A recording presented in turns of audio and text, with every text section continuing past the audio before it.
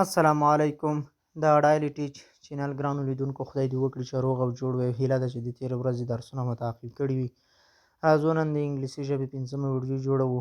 په 5مه ویډیو کې یو ټاپک دی د ځان په اړه، څنګه کولی شئ چې د ځان په اړه وغږیږئ او د ځان په اړه معلومات وړاندې کړئ. راځو په درس باندې پیل کوو. about me زما په اړه. about me زما په اړه. My name is Khalid. زما نوم خالد دی. And my father name is Hamid. او زما د پلار نوم حمید دی. I am a student. زه یو شاګرد یم. And I have a small family. او زه یوه کوچنۍ کورنۍ لرم. I have 2 brothers. زه 2 ورونه لرم. And 3 sisters. او 3 خویندې لرم. I am 15 years old. زه 15 کلن یم. My father is a teacher. زما پلار یو ښوونکی دی. And my elder brother او زما مشر ورور is a doctor. یو ډاکټر دی. I am a student. زه یو شاګرد یم at ابن سینا educational center.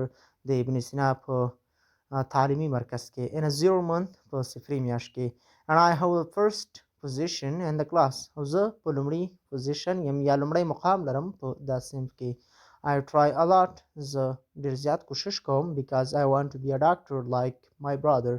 ځکه چې زه غواړم یو ډاکټر جوړ شم لکه زما د ورور په شان. I wake up early in the morning. زه د سهار وختي پاڅېږم. First I recite the Holy Quran. لومړی زه قرآن عظیم الشان تلاوت کوم. And then go to the school. And then go to our school at 8 o'clock. او بیا مکتب ته ځم په 8 بجو باندې. I like to study books. زه خوښوم د کتابونو. I like to study books. زه خوښوم چې کتابونه مطالعه کوم. And play cricket. او د کرکټ لوبه ترسره کوم. when I am free. کله چې زه وزګار یم یا لیا وم. راځو ورپسې saying goodbye. خدای پاماني کول اصطلاحګانې دي. څنګه کولی شو چا سره خدای پاماني وکړو. sentences جملې تلفظ او پښتو معنا. sentences جملې good boy د خدای پامان. good boy د خدای پامان. bye هم د خدای پامان ته وایي. او see you بیا به سره ووینو. bye د خدای پامان. see you بیا به سره ووینو. see you later وروسته به سره وګورو. see you later وروسته به سره ووینو. see you soon ډیر ژر به سره ووینو. see you soon ډیر ژر به سره ووینو.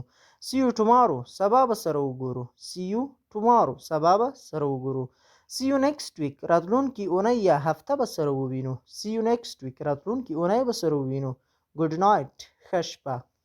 دغه ګرانو لیدونکو د خدای پامانۍ کولو اصطلاحګانې در سره وګورئ. ورپسې راځو د لغاتو برخه words section. د لغاتو په برخه کې small کوچنی. small کوچنی. big لوی. big لوی. old زوړ بوډا. old زوړ بوډا. young ځوان. young ځوان. tall لوړ. tall لوړ. short لنډ کم ټیټ. short لنډ کم ټیټ. thin ډنګر نری. thin ډنګر نری. fat چاغ. fat چاغ. cold یخ ساړه. cold یخ ساړه. hot ګرم. hot ګرم. dirty ناپاکه. dirty ناپاکه. clean پاک. clean پاک. thick ډبل زخیم. thick ډبل. long اوږد. long اوږد. دا ګرانو لیدونکو د 5مې ورځې درس هیله ده چې در سره وګورئ. لغاتونه یې ولیکئ او زده یې کړئ، په یاد یې کړئ، سپیل یې در سره وګورئ. انشاءالله سبا به د 6مې ورځې درس وایو.